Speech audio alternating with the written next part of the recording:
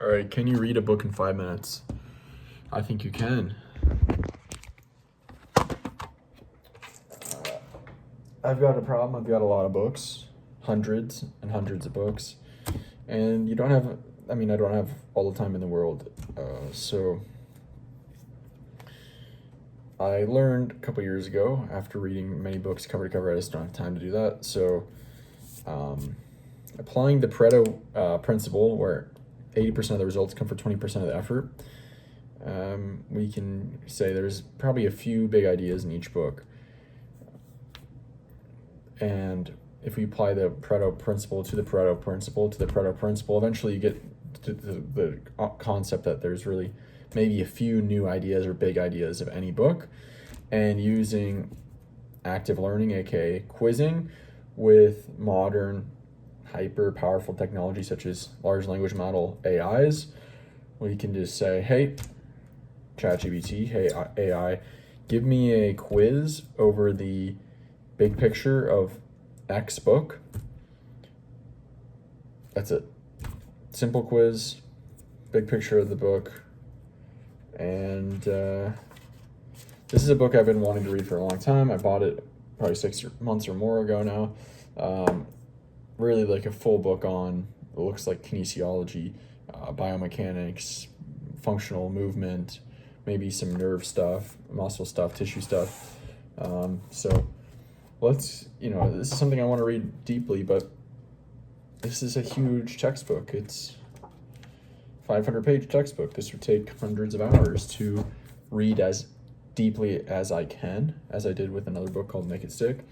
So let's just get the 5 minutes. I mean, I don't have all the time in the world. Let's just get a big picture idea of what it's about.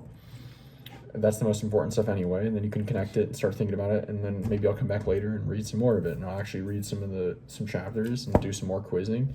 But let's plant a seed, right? Let's plant a seed with all the main nutrients that's going to need to grow.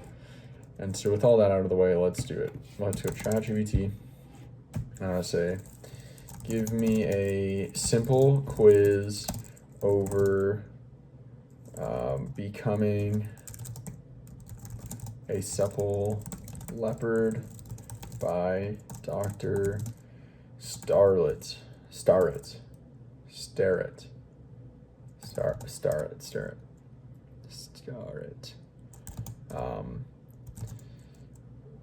Mix up the answers, aka don't make B the answer every time.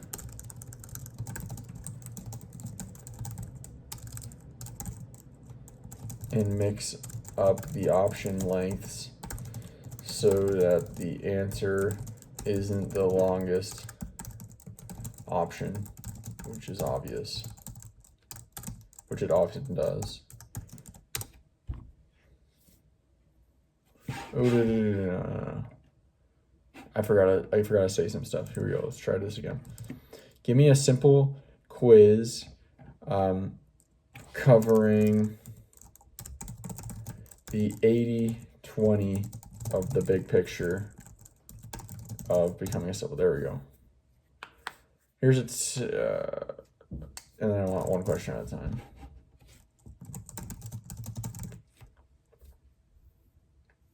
See, this is amazing, dude. Oh my gosh. Let's go. One question at a time. Let's do it. Okay.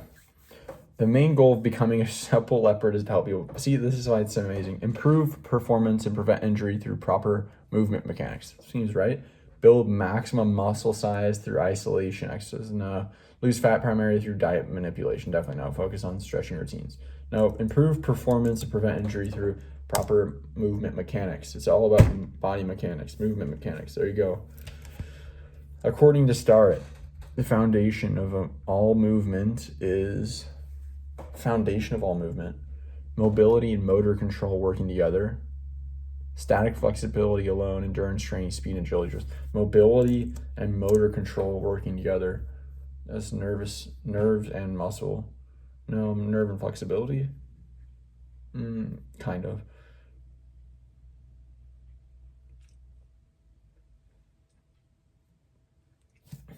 Starrett emphasizes that mobility control is useless. Mobility without control is useless. And control without mobility is limited. But both must coexist for high quality movement. Okay. What is the biggest cause of most movement problems? Proper movement or poor movement patterns and posture under load. Lack of cardio, weak grip strength, not lifting heavy enough. Okay, it's going to be proper movement or poor movement patterns. Every answer so far, I'll have to make a prompt for this. Every answer so far has been the longest. Option. I told you not to do this. It makes it so obvious. I'll deliberately vary the answer lengths from here on so the correct ones aren't always the longest. You're still right though. The correct answer is A, poor movement patterns. And posture under load is the root cause of most pain and dysfunction.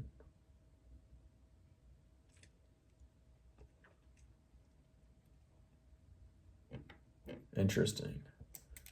What concept does Starrett use to describe being ready to move at any time? What concept does Starrett use to describe being ready to move at any time? Being a supple leopard, positional awareness, bracing sequence, neutral spine, positional awareness. No, being a supple leopard. Being a supple leopard means having the ability to move freely, powerfully, and safely at any time, just like a leopard that always is ready to spring into action with perfect mechanics.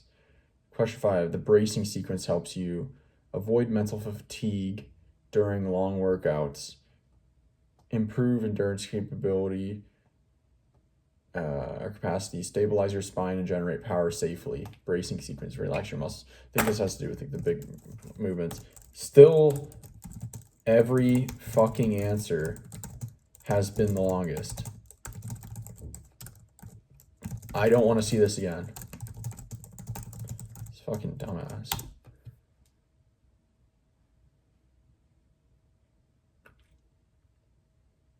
Stabilize the spine and generate power safely. The bracing sequence is what keeps your trunk rigid and transfers force efficiently during movement. What does Starrett say about mobility work? Only needed before a competition, best done once per month. It's optional if you already lift weights. It should be done daily as part of movement maintenance. Dude, what the fuck? Don't make the answer the longest. Stop.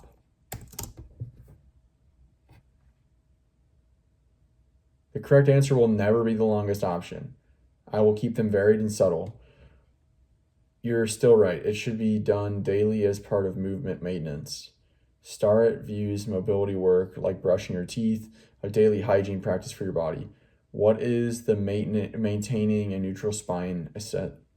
Why is maintaining a neutral spine essential? It protects your spine and maximizes force transfer. It reduces calorie burn. It's only important for beginners. It makes stretching easier.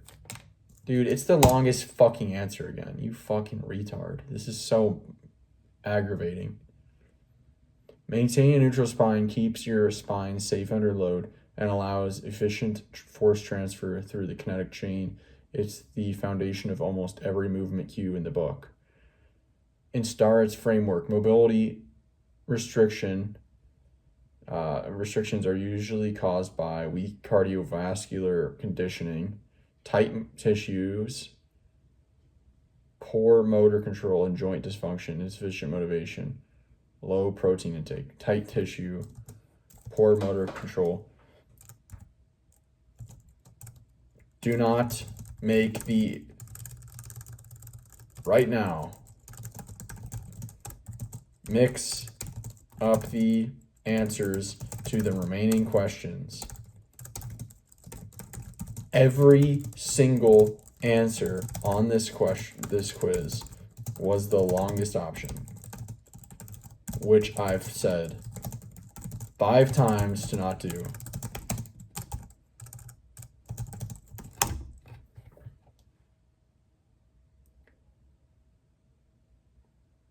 What is the key difference between movement quality and fitness?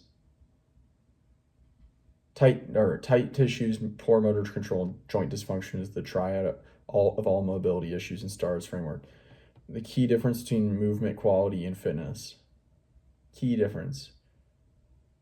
Movement quality only matters for athletes. You can be fit but move poorly if your mechanics are bad. They are the same thing. Fitness automatically fixes movement. Okay, try again. You failed again.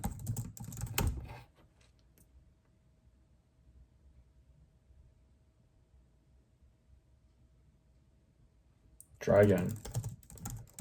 The correct answer is the longest.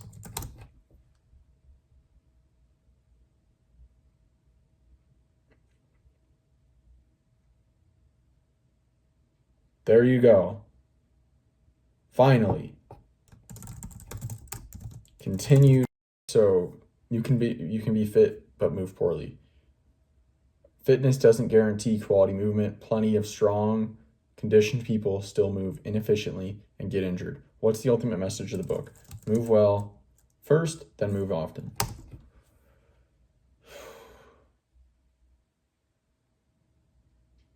Correct again. Move well first, then move often. That's the essence of becoming a supple leopard. Perfect your movement mechanics before piling on volume or intensity. Quality precedes quantity.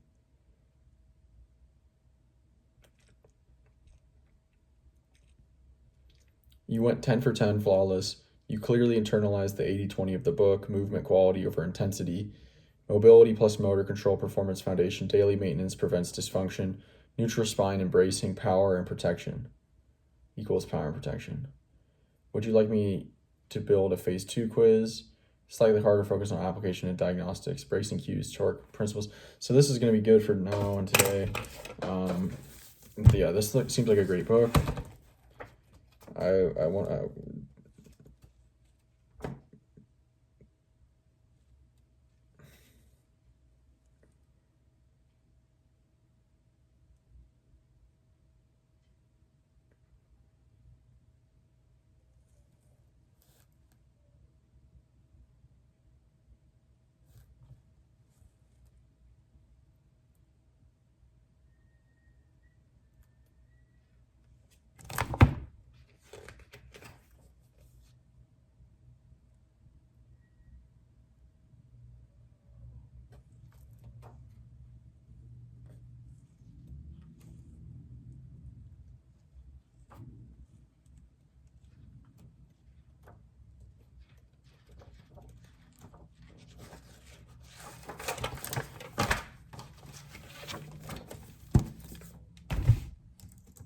Does this book provide a daily mobility routine?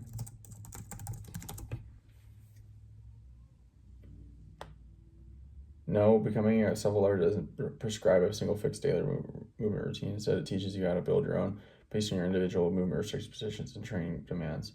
What is actually provided? Dr. Kelly gives you a mobility system, not a static sequence. He teaches you to identify positions of restriction, example, ankle, dorsiflexion, hip flexion, shoulder external rotation. Use mobility tools, bands, lacrosse ball, foam roller, etc. to restore those positions. Work 10-15 minutes a day on the most limited areas affecting your training or posture. Treat mobility like brushing your teeth, a daily hygiene habit, not a one-time fix. If you want a routine style approach, Start later created a Ready State, formerly Mobility WOD platform, which does offer structured daily mobility routines, warm-ups, and recovery sequences based on your sport and body part. So Supple Leopard gives the framework, while Ready State gives you the daily playbook. Okay, give me a prompt to give future chat GBTs so that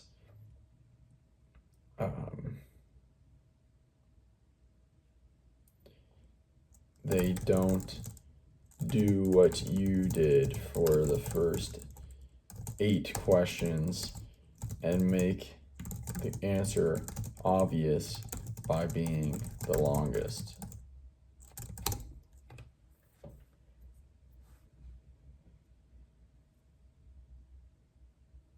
I want you to generate a multiple choice quiz. Randomize which options AD is correct. Don't use any consistent pattern. Randomize answer lengths so the correct one is not predictably the longest. Include short, medium, and long options, but make sure the correct answer isn't noticeably longer or more detailed than the rest.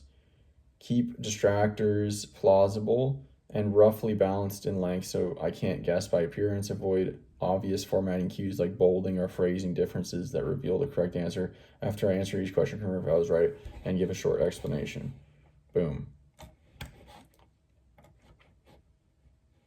There you go.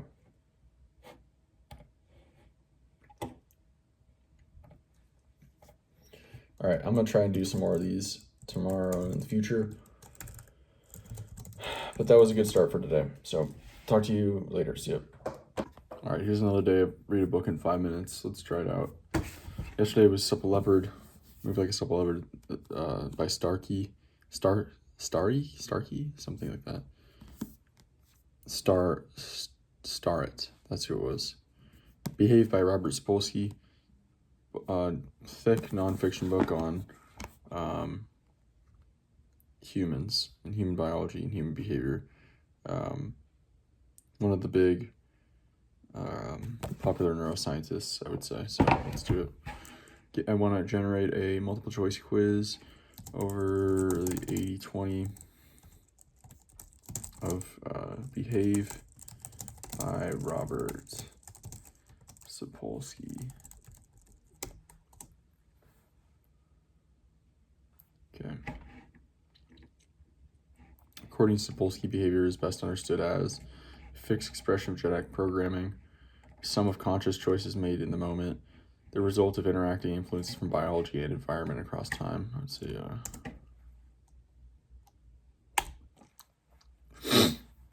Sapolsky's core thesis is that behavior emerges from layers of influence from the immediate neurochemical and hormonal state to the developmental history to evolutionary pressures. I see the same.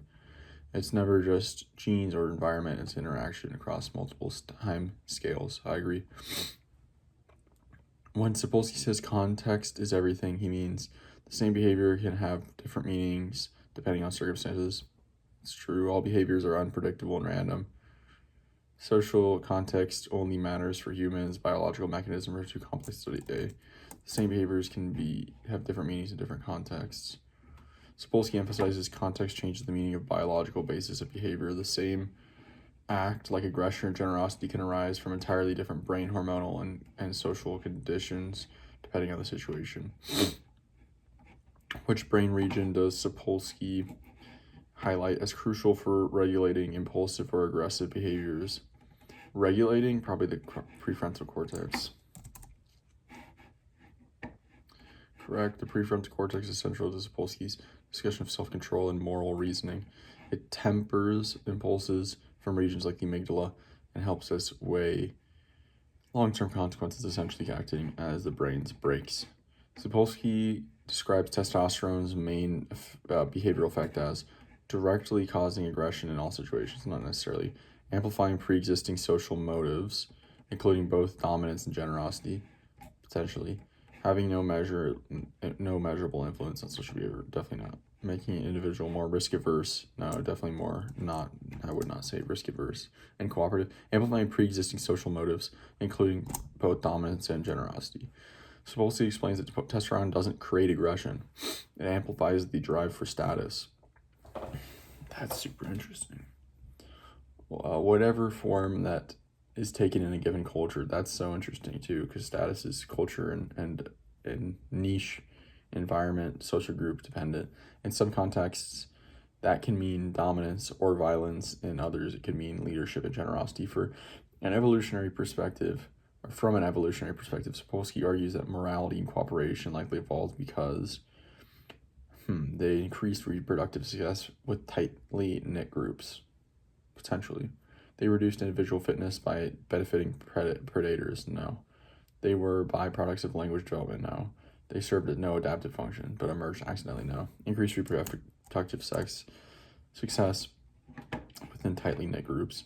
Sapolsky frames morality and cooperation as adaptive traits, behaviors that enhance group survival, and thus individual reproductive success. Evolution favored those who cooperate, empathize, and maintain alliances within social groups. Sapolsky's overall message about human behavior can be summarized as: behavior is deterministic and unchangeable once established. Free will explains all actions independent of biology. To understand any act, we must examine influences from milliseconds to millennia before culture alone dictates behavior. It's obviously C. Sapolsky's signature idea is the time-layered view of causation. To truly understand behavior, you trace it back. What neurons fired a second before or ago? What hormones surged an hour ago? What childhood experience shaped the brain? What evolutionary pressure molded those tendencies? Final question. Sapolsky's discussion on empathy focuses on which key insight? Empathy is purely emotional and unrelated to cognition. Empathy relies on mirror neuron systems and prefrontal regulation. That sounds right. Empathy is unique to humans and absent in other primates. I don't think so. D, empathy always leads to moral behavior. No. B. All right, Sapolsky explained that empathy involves both emotional resonance and cognitive control. Mirror neurons allow us to feel other states, while the prefrontal cortex helps us regulate and direct that empathy, deciding when and how to act on it. You nailed every question, 7 out of 7. Clearly got the 80-20 of behavior is layered, contextual, biologically grounded, and deeply shaped by time and circumstances. That's very interesting. I think I've already studied a lot of this stuff or thought about a lot of this stuff on my own, at least the big picture stuff, maybe the details, not necessarily, but that's how you do it. So 6 minutes, but 6 minutes. So I'm not gonna spend any more time because I got stuff to do right now. So I think this is a book on the neuroscience and biology of behavior, human behavior specifically. So very interesting, very similar probably to evolutionary psychology in some ways. So very, very cool book.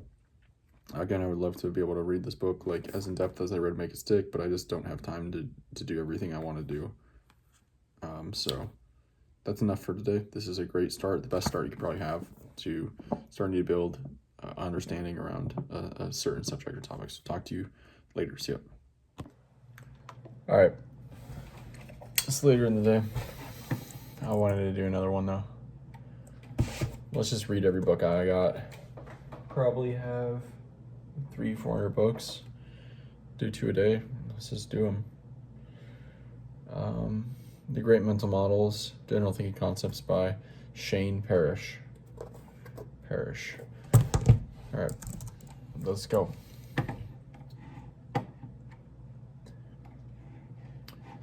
All right, I made a little ChatGPT module or model for this. So now I just have to say the Great Mental Models, Volume 1, Shane Parrish. I forgot General Thinking Concepts.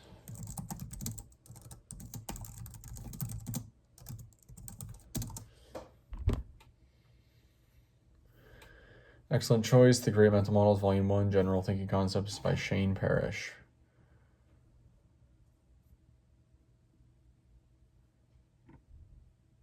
I wonder why this time. Focuses on foundational mental models that improve decision-making, reasoning, and understanding the world. Before we begin the quiz, let's quickly identify the 80-20 core ideas. The book emphasizes the small number of models that explain most of how good thinking works. For whatever reason, ChatGPT is giving me this without quizzing me, but the map is not the territory. Understand that representations of reality are not reality itself. Totally. Circle of competence. Know what you know and stay away from what you don't. I guess. First principles thinking, break down problems to their fundamental truths. Thought experiments. Use mental stimulation to explore outcomes safely. Second order thinking. Consider consequences of consequences. Probabilistic thinking.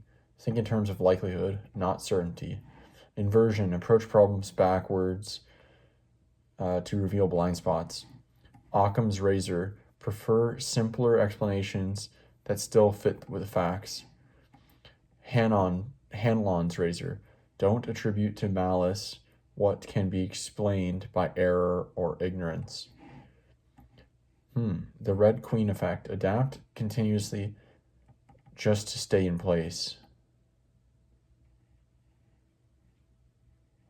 What the heck did that? Okay. The 10 models account for most of the book's conceptual power, the 80-20 of thinking tools. Let's start the quiz. What does the principle, the map is not the territory, primarily teach us, or teach about our understanding of the world? That human intuition is usually accurate in mapping reality, that models and descriptions are simplifications of complex reality. I completely agree, I say that all the time. That we must rely exclusively on quantitative data to know the truth, that perceptions are more reliable than external evidence. B, it is that models or descriptions that models and descriptions are simplifications of complex reality. Okay, I thought this was going to take 5 minutes, but they gave me this huge overview, which typically doesn't. And now it's freaking loading for super long.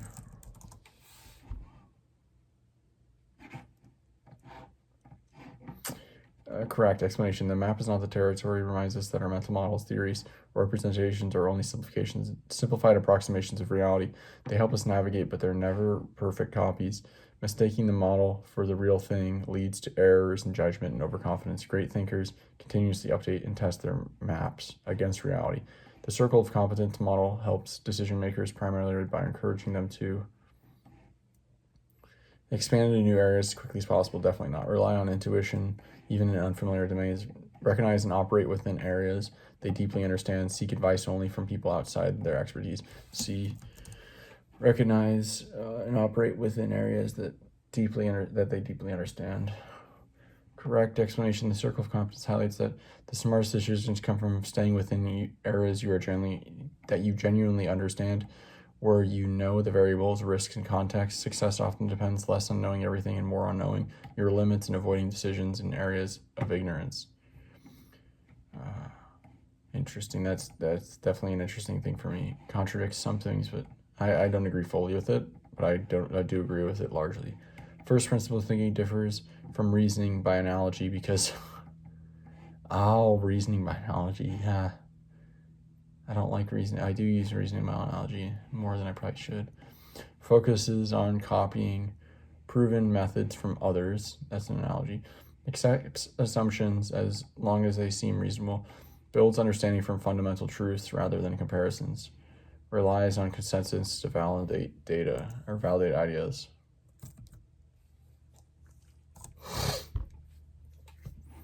All right, explanation. First principle thinking means breaking down problems into their most basic truths and reasoning upward from there instead of copying existing patterns or analogies. You ask, what do we know for certain, and rebuild from those fundamentals. It's how innovators like scientists and engineers uncover new solutions rather than just improve old ones. Question 4, what is the main value of using thought experiments in reasoning? They allow testing ideas mentally without real world risk or cost. It's that. I'm just going to say thought experiments let you simulate scenarios in your mind and explore consequences safely and cheaply. By reasoning through what-if situations, you test logic, reveal assumptions, and anticipate outcomes without needing to run risky or expensive real-world trials, a key way to sharpen judgment. What distinguishes second-order thinking from ordinary first-order thinking? Focus on immediate outcome rather than long-term effects, emphasizes emotional reactions over rational analysis, and considers the ripple effect of unintended consequences of decisions. Let's see. Second order thinking means looking beyond the immediate result to consider what comes next, the consequences of consequences. Many bad decisions come from first order thinking that chase quick benefits. Wise thinkers pause to ask, and then what? Anticipating ripple effects that often define the true outcome. Probabilistic thinking improves decision quality mainly by helping you focus on certainties rather than likelihoods, weigh outcomes according to their chances of occurring. ChatGPT is kind of pissing me off with these obvious answers. Probabilistic thinking trains you to think in degrees of likelihood rather than absolutes. Instead of asking, will this happen, you ask, how likely is this to happen? This mindset leads to better forecasts, risk management, and humility, because the world rarely operates in certainty, it's only probabilities. I'm good with that. What is the key advantage to using inversion as a mental model? It focuses attention only on what you want to achieve. It identifies potential failures by looking at the opposite perspective. Again, the longest answer is the obvious answer. Thank you, ChatGPT. Correct. Inversion flips the problem on its head. Instead of only asking, can I succeed? You also ask, what would guarantee failure? This reverse view exposes hidden risks, blind spots, and weak assumptions that forward thinking might miss. As Charlie Munger says, invert, always invert. Question 8. According to Occam's razor, when evaluating explanations, one should prefer the simplest explanation that still fits all the observed facts.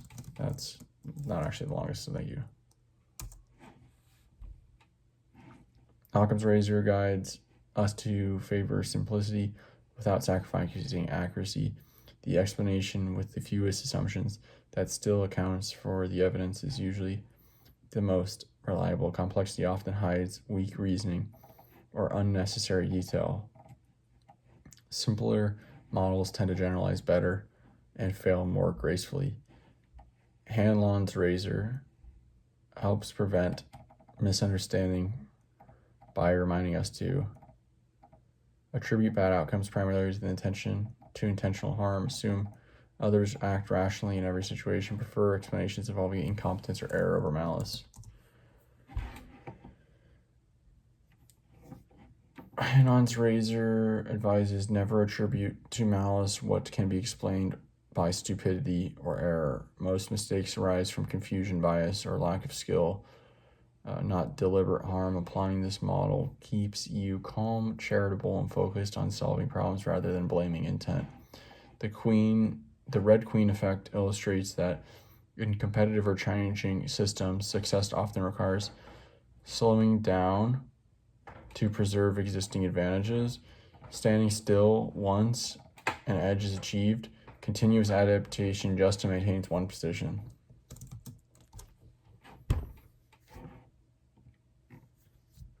The Red Queen effect, drawn from biology, shows that in dynamic environments, you must keep evolving simply to stay in place. Competitors, systems, and conditions all change. If you don't adapt, you fall behind. Continuous improvement isn't optional, it's survival. Quiz complete. Here are your 80-20 takeaways from the Great Mental Models, Volume 1, the General Thinking Concepts. Reality versus representation models are tools, not truth. The map is not the territory. Know your limits. Work within your strengths. Circle of competence. Think from fundamentals. Rebuild understanding from core truths, first principles. Simulate safely.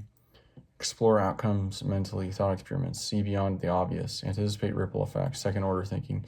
Think in likelihoods. Accept uncertainty and weigh probabilities. Invert problems. Learn by asking the opposite question. Inversion. Simplify wisely. Favor parsimonious explanations. Occam's razor. Assume error, not evil. Avoid it over-attributing malice. Hanlon's razor. Adapt relentlessly. Improvement is required just to maintain position. Red Queen effect. These few principles, the mental models of thinking clearly, explain most of what it takes to reason effectively across disciplines. There you go. That's it for this book. I'll talk to you again tomorrow. See ya. All right, let's do another book. Why not Principles of Corporate Finance? Why not? Let's see what we can do here. Bags under my eyes. All right, here we go.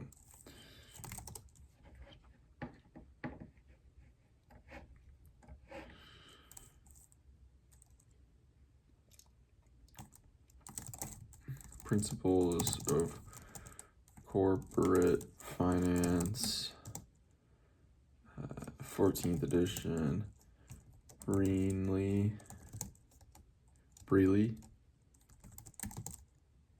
Myers, Allen, Edmonds, Pita, Boss.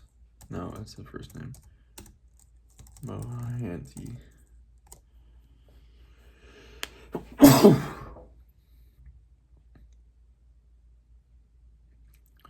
Okay. Is one of the most influential texts on finance. Before I start the quiz, could you please verify what level of depth you'd like? 80-20 principles focus on the fundamental ideas that explain most of the corporate finance, time value, risk return trade-off, capital budgeting, cost of capital, capital structure, etc. Option 2, chapter level mastery, a deeper quiz that tracks the book's structure, valuation, risk. CAMP or PM, CAPM, capital structure, payout policy, etc. Once you choose, I'll start the quiz one question at a time, each built around the core conceptual logic of corporate finance. Option 1. We'll focus on the 80-20 principles of corporate finance, a few big ideas that explain most of the field's logic and decisions. Here are the central themes we'll cover through the quiz. Time value of money, risk and return, valuing projects and firms, cost of capital, capital structure, dividend and payout policy, efficient markets and behavioral considerations, corporate governance and value creation. Let's begin. At the heart of corporate finance, the goal of a financial manager is to maximize the company's total revenue over time, maximize the firm's accounting profits each year, maximize the current market value of the firm's equity, minimize the company's operating and financial costs. Probably A, maximize total revenue over time. Not quite. Maximize the current value of the firm's equity. Interesting. I guess revenue, revenue makes sense. Who cares about revenue? Maximize the current market value of a firm's equity. Corporate finance revolves around value maximization, not just revenue or accounting profit. The goal is to maximize shareholder wealth measured by market value of equity because it reflects investors' expectations about the firm's future cash flows, risk, and growth prospects. Revenues or profits can be misleading since they ignore timing, risk, and capital costs, while market value incorporates all three. The time value of money principle states that $1 today is worth less than $1 tomorrow due to inflation. $1 today is worth the same as $1 tomorrow in real terms. $1 today is worth more than $1 tomorrow because it earns returns. $1 today or tomorrow are equivalent in interest rates and stable C. Worth more than $1 tomorrow.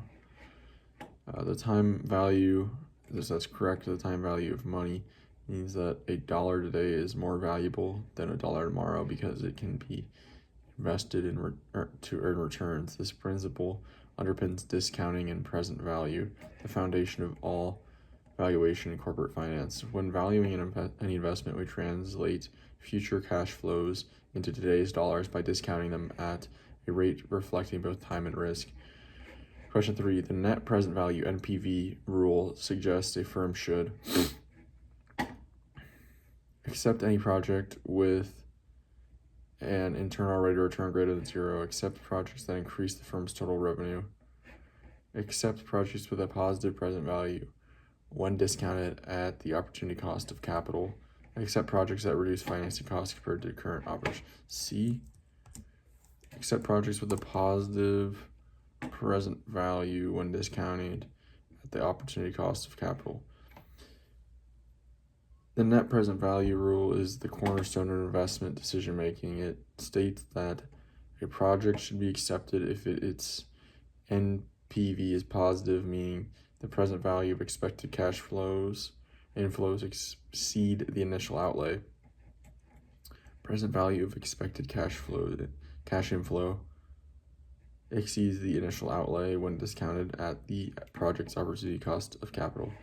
A positive NPV indicates the project creates value beyond what investors could earn elsewhere at comparable risk, directly increasing shareholder wealth.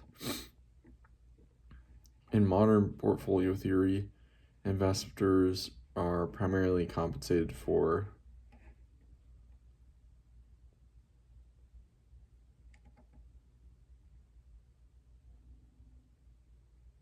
total variability of returns, including both diversifiable and systematic risk, only systematic risk that cannot be eliminated through diversification, are primarily compensated for diversifiable risk because it dominates short-term fluctuations, managerial risk arising from poor capital budgeting decisions.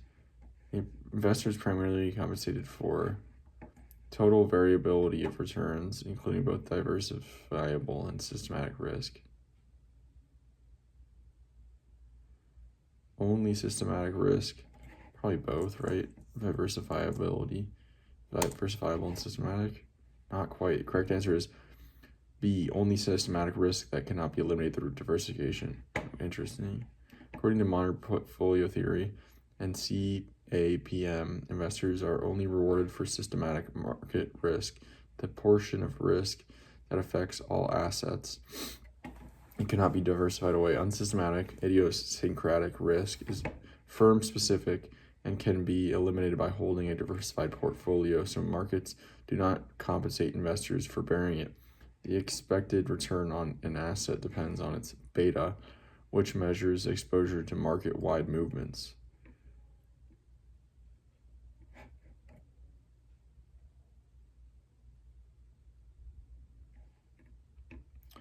All right, question 5.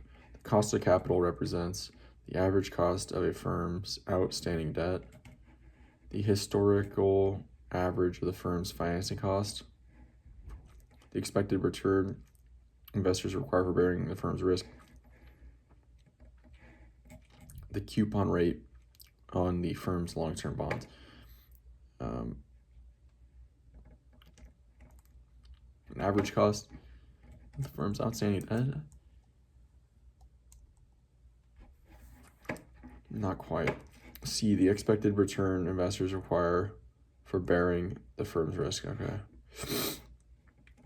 The cost of capital is not just an accounting or borrowing cost. It's the opportunity cost of funds. It represents the expected rate of return investors demand by providing capital to the firm, given the riskiness of its cash flows. This concept ties investment decisions to market expectations. Firms should expect projects that earn at least the cost of capital, since that's the return investors could earn elsewhere at similar risk. According to Modigliani Miller, Proposition 1, without taxes, a firm's value increases as it increases more debt or issues more debt because interest is cheaper than equity. Decreases as leverage rises due to higher financial risk, is unaffected by capital structure in a perfect market.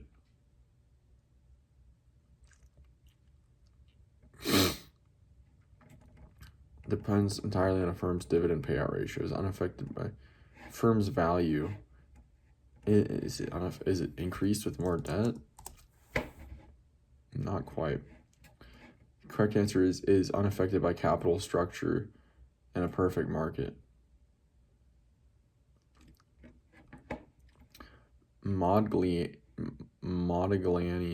Miller proposition without taxes states, in a perfect capital market, no taxes, no bankruptcy costs, no asymmetric information, the value of the firm is independent of its capital structure. In other words, how you slice the pie, debt versus equity, doesn't change the size of the pie. The firm's value depends only on its real assets and cash flows, not how those assets are financed. Debt may be cheaper individually, but increased leverage raises equity risk, leaving the total firm value unchanged. Interesting. When corporate taxes are introduced, Proposition 2 implies that. The value of a levered firm increases due to the tax deductibility of interest. The value of a leveraged firm increases due to tax deductibility of interest. Interesting. That sounds about right. The value of a firm falls because debt adds financial distress costs. Capital structure becomes irrelevant even with taxes. The cost of equity falls as leverage increases.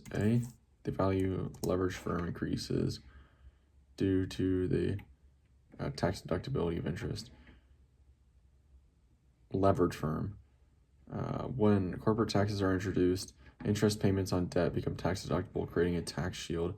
This means debt financing can increase firm value because it reduces taxable income and therefore total taxes paid. This adjustment to Proposition 1 implies that the value of a levered firm equals the value of an unlevered firm plus present value of the tax shield. However, this benefit is limited in practice by potential financial distress cost, which we'll cover next. The trade-off theory of capital structure suggests that firms should use as much debt as possible to maximize the tax shield, balance the tax advantages of debt with the expected cost of financial distress, probably that. Prefer equity because it avoids bankruptcy altogether, maintaining a constant debt-equity ratio across all industries, probably B. Balance the tax advantages of debt with expected cost of financial distress. The trade-off theory explains that firms choose an optimal capital structure by balancing two opposing forces. Benefit, the tax shield from debt increases, or interest deductions. Cost, the expected cost of financial stress, bankruptcy risk, lost customers, agency problems. The goal is not maximum debt, but to find the debt lever where the marginal tax benefit equals the marginal distress cost, the point of maximum firm value. All right, according to the pecking order theory, firms prefer financing in which order? Debt first, then equity, then retained earnings. Retained earnings, then debt, then equity. Equity first, then retained earnings, then debt. Retained earnings and debt in equal proportion, then equity. Probably B, retained earnings first, then debt, then equity. The pecking order theory by Myers and Majloff suggests that firms prefer financing sources in order of least resistance and least information costs. Retained earnings, internal funds, no issue costs, or adverse signaling. Debt, less sensitive to information asymmetry than equity, last resort, since issuing shares can signal over valuation and dilute ownership. This theory highlights how information asymmetry between managers and investors shapes financing choices, not just tax or distress trade-offs. Under the efficient market hypothesis, EMH, the price of a firm's stock reflects only historical data and past performance. Deviates from fundamental value for long periods, fully reflects all available information about the firm's value. Yeah, that C. Is unaffected by new public C. Yeah, efficient market hypothesis asserts that in an efficient market, security prices fully reflect all available information. This means that stock prices adjust rapidly and unbiasedly to new data, making it impossible to consistently earn abnormal profits through public information and analysis. In essence, prices equals best estimate of value given current knowledge. While behavioral finance shows some deviation, EMH remains a foundational principle for valuation and corporate decision making.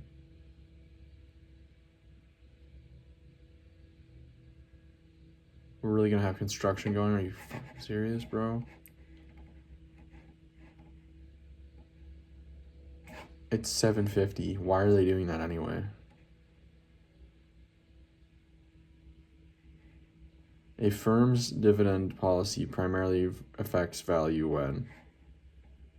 Bro.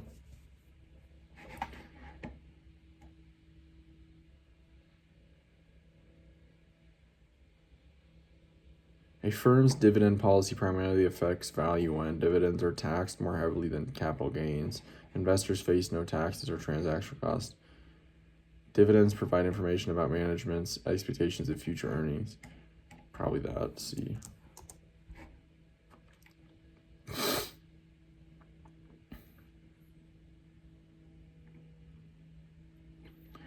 All right. Explanation. According to the dividend signaling theory, dividends can convey information about management's private view of the firm's future earnings in a world with no taxes or transactional costs, as in MM's dividend irrelevance theorem. Payout policy wouldn't affect the firm's value, but in the real world, dividend changes often signal confidence or concern about potential or future probability. Thus, dividends can influence stock prices, not just because of the cash paid, but because of the information investors infer about management's actions. Final question. Strong corporate governance helps maximize shareholder value primarily by ensuring compliance with government regulations, minimizing the cost of agency problems between managers and owners, increasing dividend payouts to signal firm strength, encouraging short-term profit maximization by management, ensuring, B, minimizing the cost of agency problems between managers and owners.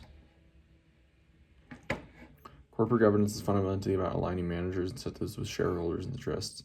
Because managers control the firm's resources, agency problems can arise. Managers may pursue personal goals like empire building or perks instead of maximizing firm value. Strong governance through board oversight, performance-based compensation, transparency, and shareholder rights helps minimize these agency costs, ensuring decisions are made in the best interests of investors. Here are the core principles that explain the most of the field. The 80-20 of corporate finance goal: maximize shareholder value, the market value of equity. Time value of money: $1 today is worth more than $1 tomorrow. Valuation: use NPV to decide. Accept projects that create value beyond the cost of capital. Risk and return: investors are compensated only for systematic, non-diversifiable risk. Cost of capital: the expected return investors require for the firm's risk. Capital structure: in perfect markets, leverage doesn't affect value. MM1, but with taxes in distress, an optimal mix emerges. Trade-off theory. Pecking order: firms prefer internal funds than debt than equity due to information asymmetry. Efficient markets: prices reflect all available information. Dividend policy: matters mainly as a signal of management's expectations. Governance: aligns incentives, rules agency costs, reduces agency costs, and sustains long-term value creation. Okay, that was a super long one. That's probably because this was a 1,000-page textbook on something I've never even learned before. So, all right, that's it for now. I'll talk to you later. See ya. All right, I'm back. Earlier I read Corporate Finance 14th edition. This is a little change of pace. Arithmetic for Parents. Ron Aharoni. Let's do ChatGPT. Let's get it. All right.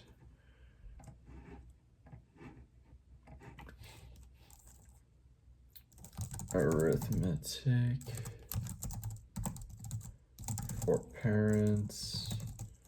A book for grown-ups about children's mathematics. Ron Aharoni.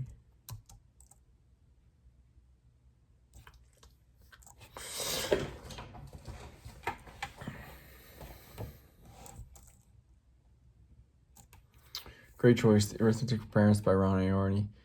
Aharoni is a gem for understanding how arithmetic actually works, not just how to perform it. It's written by a mathematician who taught elementary school and wanted to explain why math procedures make sense, the logic behind the rules, or beneath the rules. Before we start, just to tailor it best, would you like the quiz to focus A on the concepts, core conceptual idea of arithmetic, teaching, place value, operation, meaning of numbers, etc. Or B, the pedagogical insights, how to teach arithmetic effectively and why kids misunderstand it.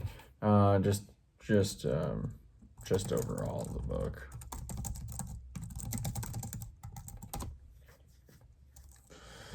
All right. Overall big ideas. Both the mathematical structure behind elementary arithmetic and the conceptual teaching insights Ron A. Horoni emphasizes. Let's begin the 80-20 quiz. Each question focuses on one of the core insights that explain most of the book's wisdom.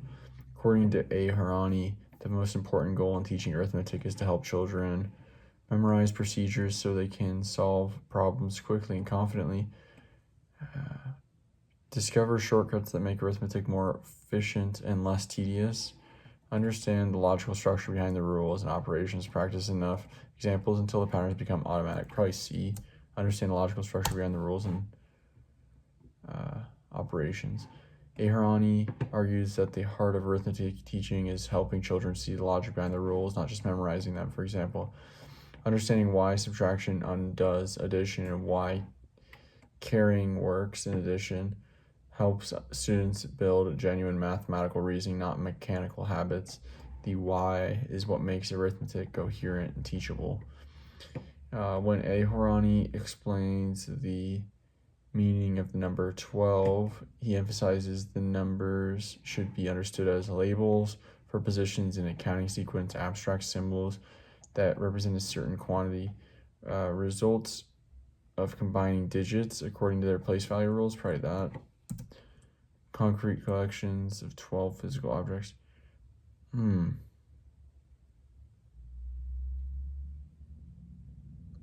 Result of combining digits according to place value rules. I don't know.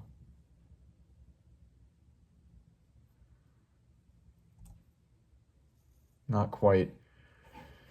Aharoni emphasizes that numbers are abstract symbols representing quantities. So the best answer is B. He argues that children must move from thinking of 12 as a pile of objects to seeing it as an idea, a concept of quantity that can represent in many ways. 12 apples, 12 minutes, 12 dots. Place value later explains how we write numbers like 12, but the concept of number itself comes first. It's an abstract symbol, or a symbol representing abstract symbol representing quantity. Aharoni describes arithmetic as a language. In this analogy, what plays the role of grammar? Probably the operators. Memorize math facts, the logical rules governing operations relations, probably that. Symbols and digits we use to write numbers. The patterns children notice through repetition. What plays the role of grammar in the language of arithmetic? The logical rules governing operations and relations, probably. Yeah. In Harani's view, the logical rules of operations such as how addition, subtraction, multiplication relate are the grammar of arithmetic. Just as grammar organizes words into meaningful sentences, arithmetic organizes numbers into meaningful relationships. Understanding this structure is what turns arithmetic from rote calculation into genuine mathematical language. Aharoni warns against teaching arithmetic as a set of tricks because tricks often confuse children when applied to new contexts. Tricks make arithmetic seem harder than it really is. Tricks reduce the need for practicing with real problems. Tricks encourage students to rely too much on intuition. Tricks often confuse children when applied to new concepts. Maybe. Tricks make arithmetic seem harder than it really is. No. Tricks reduce the need for practicing with real problems. No. Tricks encourage students to rely too much on intuition. No, probably A. Tricks often confuse children when applied to new contexts. Aharoni stresses that tricks collapse when context changes. They only work in familiar settings and don't build transferable understanding. For instance, a child who memorizes a borrow and cross out trick for subtraction may fail to understand why it works or how to apply it to decimals. He argues that genuine comprehension, not clever shortcuts, gives flexibility and confidence in math. Question 5. In explaining place value, A. Harani highlights that its main purpose is to make numbers easier to memorize and write, represent large quantities efficiently using position, simplify addition and subtraction procedures, help children count by tens more accurately, and explaining place value. A. Harani highlights its main purpose is to represent large quantities efficiently using position. Yep. A. Harani emphasizes the place value is a system for representing large quantities efficiently using position. The position of each digit shows its multiplicative value, ones, tens, hundreds, etc. So 324 means 300, 3 times 100, 2 times 10, 4 times 1. He stresses that this positional logic is one of the most elegant and powerful ideas in arithmetic, but also one that's conceptually difficult for children to internalize. Question 6. According to A. Harani, understanding the relationship between addition and subtraction helps children realize that subtraction is the reverse process of addition, probably. Both operations are completely independent now. Addition is simpler because no. Subtraction must always involve smaller no. Subtraction is the reverse process of addition. A. Harani points out that subtraction is best understood as the inverse of addition, the operation that undoes what addition does. This relational understanding gives arithmetic coherence. Once a child grasps that subtraction answers what was added to get here, they no longer see it as a separate skill, but as part of one logical system. A. Harani frequently reminds teachers that children's mathematical mistakes often come from forgetting previously learned facts, confusing symbols that look similar, using reasoning that actually makes sense to them, not practicing enough computational exercise, using reasoning that actually makes sense to them, probably. Correct. A. Harani insightfully notes that children's mistakes are usually logical within their own understanding, not random errors. For example, a child might think 23 minus 5 means take 5 away from 3, which is the wrong procedure, but sensible if they don't yet grasp place value. Recognize this helps teachers respond to their reasoning behind mistakes rather than just correcting them. Why does A. Harani emphasize using concrete objects like blocks or counters before abstract symbols? They make lessons more entertaining for young children. They provide sensory experiences that aid memory. They help children connect actions with abstract ideas or numbers. They ensure children can count accurately before reasoning. Probably they help children connect actions with abstract ideas of numbers. Correct. A. Harani explains that concrete materials bridge action and abstraction. They let children see and feel what addition, subtraction, and grouping means before working with symbols. The key is not to stay at the concrete level forever, but to use it as a stepping stone toward understanding that the same logic applies even when no objects are visible. A. Harani criticizes the belief that children must discover everything themselves because it discourages creativity and exploration. It underestimates the teacher's role in guiding understanding. Boom.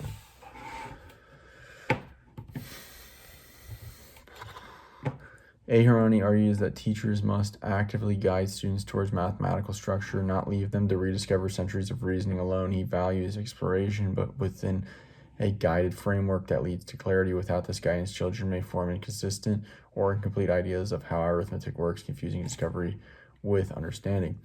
At its core, arithmetic for parents teaches that the essence of good math instruction is training fluently through repeated practice, building understanding through structured reasoning. That's probably right.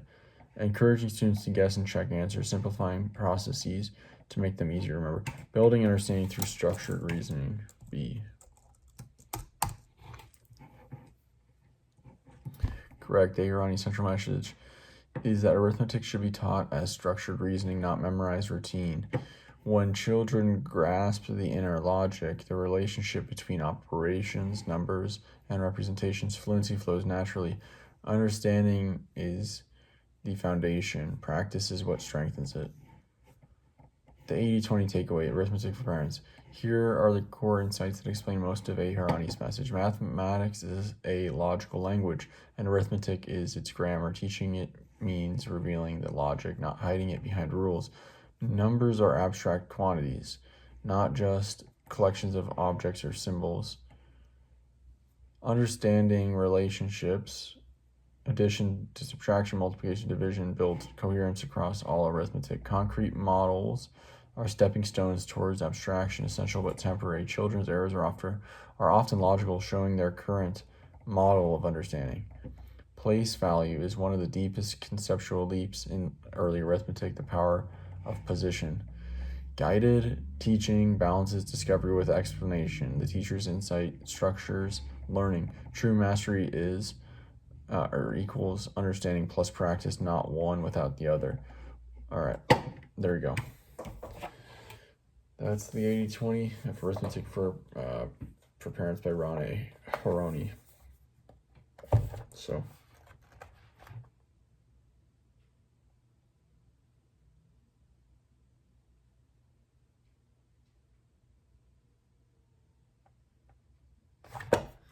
Yeah. I'll talk to you tomorrow. See you. All right, welcome back to another book. Patterns of Enterprise Application Architecture by Fowler, as well as some other guys. Hold on. I need to make sure this. Alright, it is.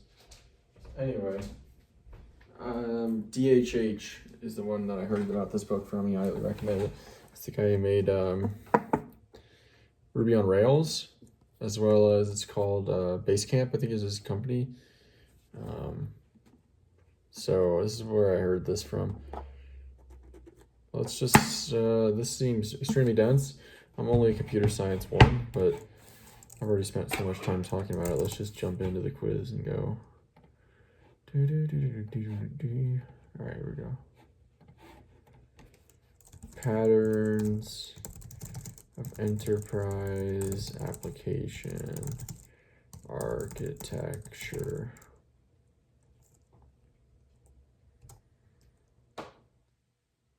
By Martin Fowler. His foundational understanding large-scale software design. Before we begin the quiz, let's confirm your focus. Would you like the quiz to emphasize A, the core architectural patterns and their roles, like layered architecture, MVC, domain model, or B, the types of enterprise patterns overall, domain logic, data source, object relation, web presentation, just overall, big picture.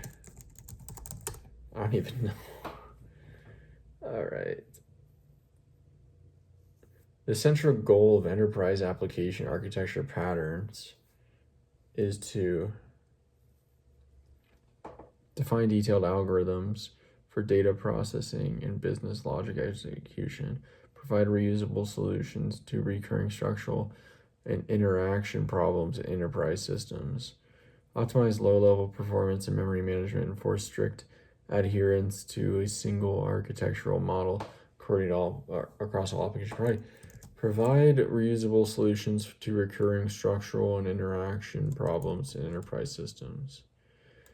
Yes, enterprise architecture patterns exist to capture reusable structural solutions to common problems like how to organize domain logic, handle persistence, or manage user interaction, not to dictate specific technologies or low-level algorithms. They help teams recognize and apply proven designs, making large systems more consistent, managed, and maintainable. Question 2, Fowler divides enterprise patterns into main categories based on where they apply in the system. Which of the following best describes these categories? Now I figured it. Yeah, that's where I was coming from.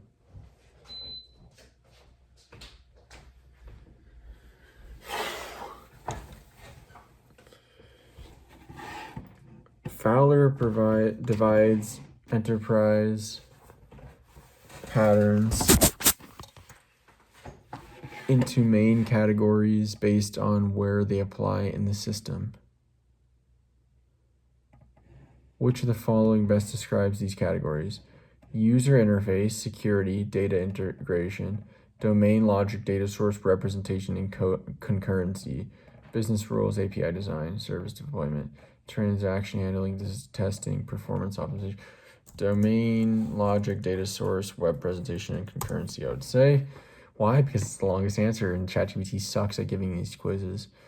Fowler organizes patterns by system layer or responsibility. For example, domain logic patterns. Example, transaction script, domain model, handle core business rules, data source patterns. Is that on too? This is annoying me. Data source patterns. Example, table data gateway, data mapper, manage persistence, web presentation patterns. Example, MVC, control user interaction, concurrency patterns, deal with parallel execution and data safety. These categories map to where complexity tends to accumulate in enterprise systems. Why is the domain model pattern often preferred over a simple transaction script approach in complex enterprise applications? It executes faster due to optimized SQL generation. It reduces coupling by distributing logic into smaller utility cases. It encapsulates business rules with rich objects that reflect real-world entities. It simplifies deployment by minimizing the number of layers of architecture. Why is the domain model pattern preferable over a simple transaction script approach in complex enterprise applications? It reduces coupling by distributing logic into smaller utility classes. It simplifies deployment by minimizing number of layers in the architecture. It encapsulates business rules. C. Yep, the domain model pattern structures business logic and around objects that model real-world concepts, capturing both data and behavior. This makes it far easier to manage complex domains with many interacting rules. In contrast, transaction script centralizes logic in procedures. Fine for simple apps, but it quickly becomes tangled as complexity grows. Which pattern best describes an approach that mediates between in-memory objects and a relational database, keeping them independent from database schema details? Which pattern best describes an approach that mediates between in-memory objects and a relational database, keeping them independent from database schema details? Data mapper, active record, table module, repository.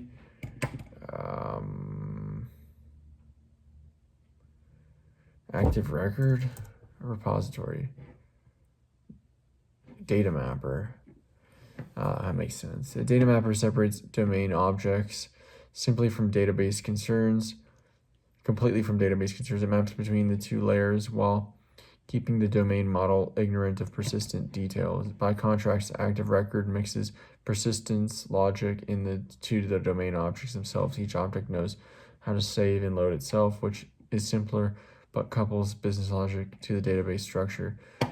Question 5. In the layered architecture, what is the primary reason for separating the system into presentation, domain, and data source layers? Primary reason, separating presentation, domain, and data source layer to improve security by isolating user data from database? No. To allow independent development, testing, and evolution of each responsibility? Yeah, I'm just going to say yeah. All right. Correct. A layered architecture divides the system so each layer, presentation, domain, data source, etc., has a clear responsibility and well-defined boundary. This is something I already learned about in computer science. Not the layered architecture, but incremental design and different modules and development of large projects. This separation allows teams to develop, test, and modify each layer independently, promoting flexibility, maintainability, and substitution. Example, swapping a web UI for an API without rewriting business logic. Question 6. For which of the following best captures the role of the service layer pattern? Service layer pattern. It defines a single entry point to the database for all persistence operations. It coordinates business operations across multiple domain objects, exposing them through a consistent interface. Coordinates business operations. That's probably right. The service layer acts as a facade for business operations, coordinating multiple domain objects to execute higher level use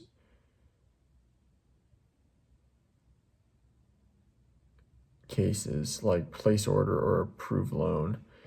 It provides a consistent transactional interface to application logic often used by web controllers, APIs, or external services, while keeping the domain and model and infrastructure neatly encapsulated.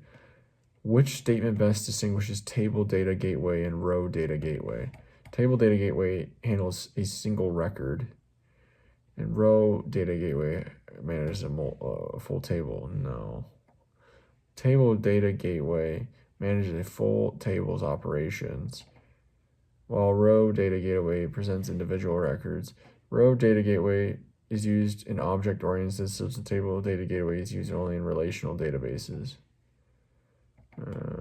Both represent individual records but differ only in how they manage transactions. I'm going to say table data gateway manages a full table's operations, while row data gateway represents individual records. I don't think so. Oh, it is right. A table data gateway encapsulates all database access for an entire table. It has methods like find by ID or update all that operate on sets of rows. A row data gateway, on the other hand, represents a single record as an object with its own methods for persistence like update or delete on that row. The distinction reflects how much the persistence logic is tied to individual records versus the whole table. Question 8. The model view controller MVC pattern primarily helps with which architectural challenge in enterprise systems? Model view controller pattern, coordinating asynchronous processes across multiple threads, decoupling user interface logic from domain and input handling logic. Interface logic model view, improving database transaction performance through caching. I don't think so. Managing distributed service communication across layers. I don't know. Deploying or decoupling user interface logic from domain and input handling logic. All right, good. Model view controller MVC separates an application into model, the domain, and data logic view, the presentation of the information to the user, controller, the input handling, and coordination logic. This coupling allows changes to the UI without altering the business rules and vice versa. A key principle in maintaining large enterprise systems over time. That does make sense. Okay, question 9. Which principle best explains why Fowler emphasizes patterns rather than frameworks in enterprise architecture? Frameworks are faster but too generic to understand deeply. Patterns express recurring design ideas. Really? The one that's italicized, I'm sure, is not the right one, right? Patterns express recurring design ideas that can be applied flexibly across technologies. No, I understand. Patterns. That's what it is. Fowler emphasizes patterns because they capture reusable design principles, not rigid implementation. Patterns describe how to think about structure and behavior so they can be adapted to any language or framework. Frameworks come and go, but understanding the patterns behind them gives developers lasting architectural intuition, the why behind the how. Final question. Across all of Fowler's categories, what is the core 80-20 insight that ties enterprise application architecture patterns together? Most complexity comes from managing technology differences across environments. Sustainable enterprise design depends on separating responsibilities and minimizing coupling between layers. Probably that. It's enterprise. Yeah, the central 80-20 patterns of enterprise application architecture is that enterprise systems stay understandable and adaptable when responsibilities are clearly separated, like domain logic, data access, presentation, and coordination, each in their proper place, and coupling between layers is minimized. This structural clarity prevents the big ball of mud problem and enables systems to evolve as businesses need changes. That's just like writing programs, like you use functions for that reason. Quiz summary, the 80-20 takeaway. Here are the few principles that explain most of the book's value. Patterns over frameworks. Understand the reusable ideas, not just the tools. Layered separation, presentation, domain, and data layers evolve independently. Encapsulate domain logic. Use rich models or services to express business rules clearly. Abstract persistence. Keep databases behind gateways or mappers to protect your model. Coordinate through services. Expose clear operations for higher level business actions. Decouple UI from logic. MVC and similar patterns preserve flexibility and testability. Aim for maintainable complexity. Architecture is about managing change, not chasing performance. Interesting. All right. Well, that was the 80-20 of patterns of application architecture, enterprise application architecture. So talk to you tomorrow. See you. All right, another day, new book. Start with Why by Simon Sinek. This looks like a pretty quick, just short self-help book. Oh, Leaders Eat Last. I've read that book.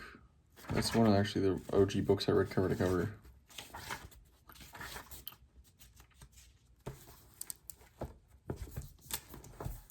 Big text. All right. Here we go.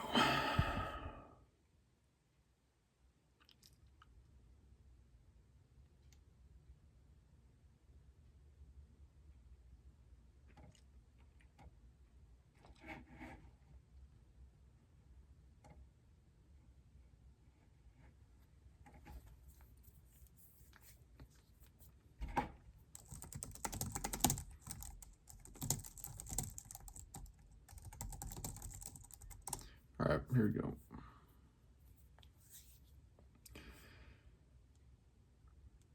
Again, I don't know why it gives me freaking summaries now. Should I read the summary? Fine. Start with Why by Simon Sinek is a perfect book for 80-20 quiz. The big ideas revolve around leadership, inspiration, purpose, and how the golden circle model explains why some individuals and organizations inspire while others merely function. Golden circle, 3 layers: why, how, what, with why at the center. Purpose, cause, belief. People don't buy what you do, they buy why you do it. The biology of decision making. Emotional limbic brain, why, versus rational neocortex, what. The law of diffusion of innovation. Early adopters connect with why. Leadership versus management. Inspiration versus manipulation. Consistency of why. Clarity, discipline, and authenticity are key. Let's begin your active recall quiz. Okay, here we go.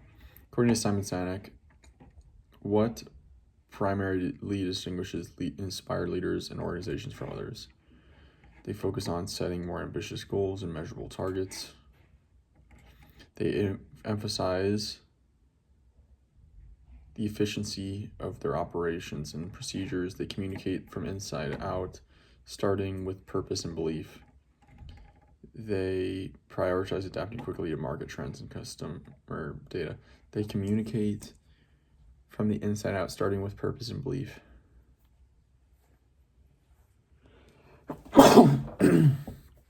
Okay, correct. Inspired leaders and organizations start with why, their purpose, cause, or belief, and communicate outward to the how, process, and what results.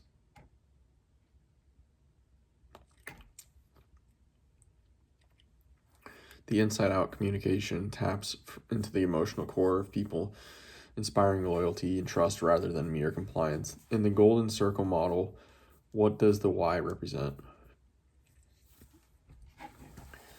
The set of specific actions an organization takes to achieve the goals. the measurable results and products an organization produces, the guiding belief or purpose that drives what an organization does, the strategic plan used to differentiate from competitors, the guiding belief or purpose that drives what an organization does.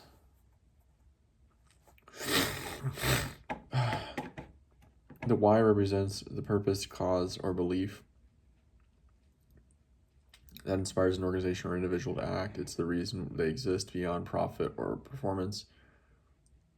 The emotional anchor that gives meaning to the how and the what.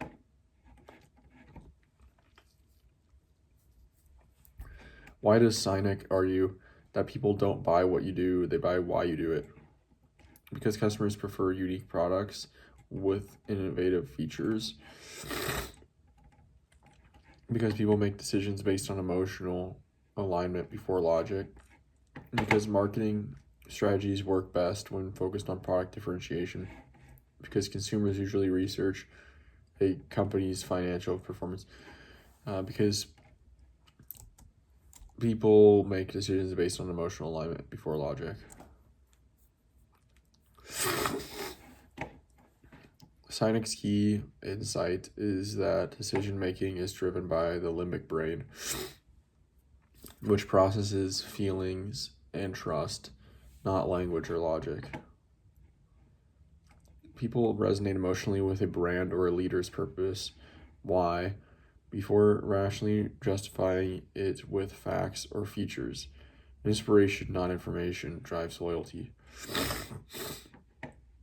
According to Start With Why, what happens when organizations lose sight of their why?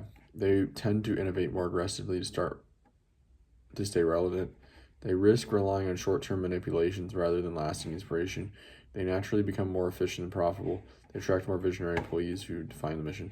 They risk relying on short-term manipulations rather than lasting inspiration. When organizations lose sight of their why, they drift toward manipulation, discounts, fear tactics, or pressure to drive behavior. These may produce short-term results but erode trust and loyalty. Only a clear and consistent why sustains long-term inspiration and authentic engagement. What does Sinek's law of diffusion of innovation illustrate in relation to the why concept?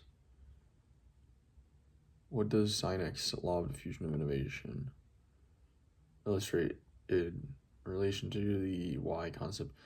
That innovation depends mainly on market timing and financial investment. That people adopt new ideas at random regardless of motivation. That early adopters connect emotionally with a vision before others do. That widespread adoption requires extensive advertising and promotion. Early adopters connect emotionally with a vision before others do. The law of diffusion of innovation shows that early adopters are drawn by belief, not proof. They connect with the why before the majority does.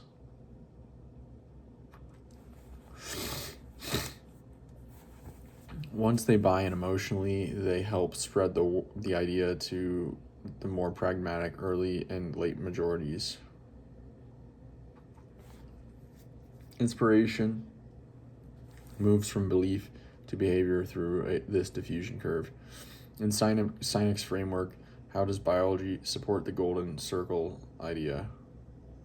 The limbic brain drives the limbic brain drives emotion and decision making, aligning with why. The neocortex manages intuition and belief, corresponding to why. Both parts of the brain equally process purpose and logic. Emotional and rational thinking are unrelated to leadership. Communication. The limbic brain drives emotion and decision making, aligning with why. Sinek connects the golden circle to brain structure. The limbic brain governs feeling, trust, and decisions, the realm of why, while the neocortex handles facts and language, the realm of what. This explains why people feel loyal to a brand or leader, even when they can't fully articulate why. What are the three elements leaders must align to maintain authenticity according to Sinek? Vision, performance, and reputation, clarity of why, discipline of how, consistency of what. Innovation, marketing, communication, mission, metrics, and management. A. Clarity of why, discipline of how, and consistency of what.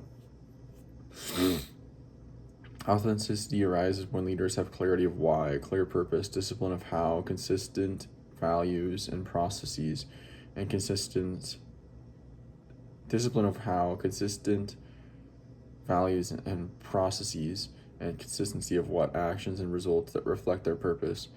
When all three align, trust and loyalty naturally follow.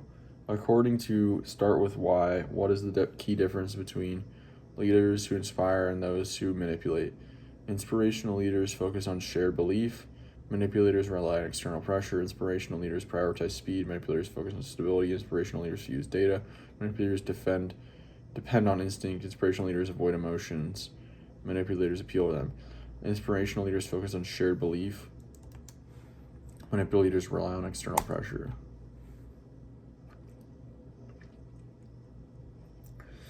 Sinek draws a sharp line between inspiration and manipulation. Inspirational leaders rally people around a shared belief, a cause worth belonging to, while manipulators depend on external pressure like price cuts, fear, or incentives to drive compliance. Only inspiration builds enduring trust and loyalty. What is the main reason Sinek argues consistency of why is crucial over time?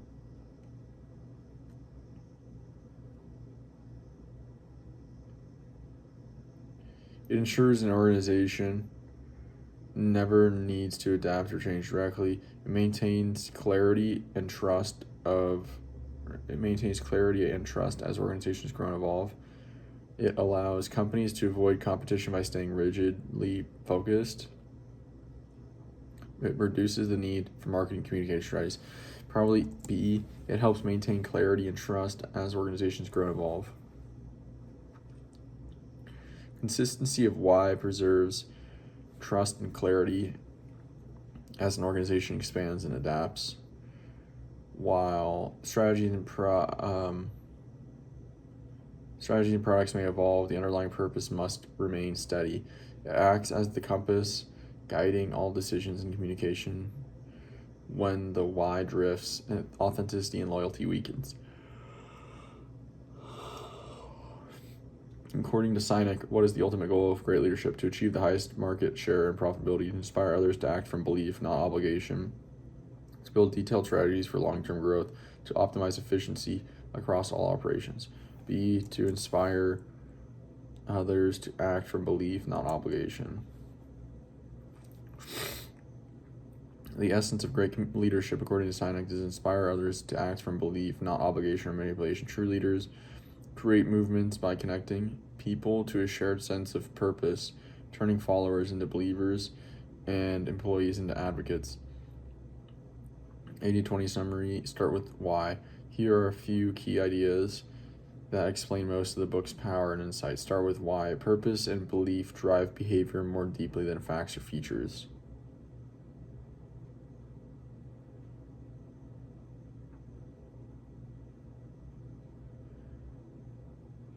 Okay. The golden circle. Communicate from the inside out. Why, how, what. Biology of inspiration. The limbic brain why drives emotion and decision. The neocortex what handles inspiration or handles logic. Inspiration versus manipulation. Long-term trust comes from belief, not pressure or incentives.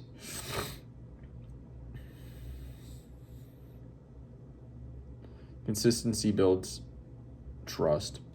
Align clarity of why, discipline of how, and consistency of what.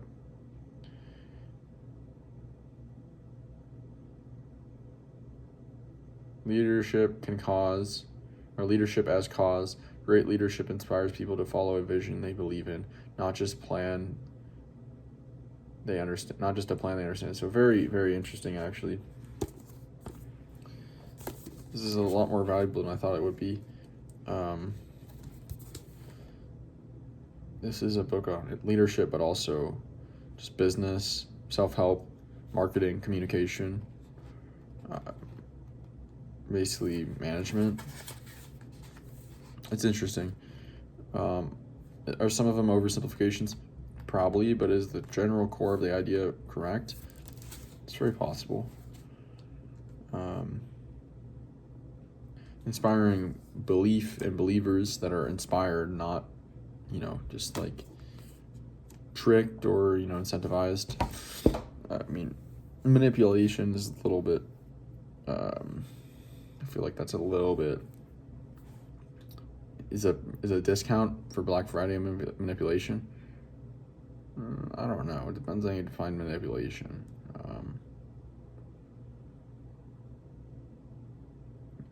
It's interesting. Anyway, that's it for now. I'll talk to you later today. See ya.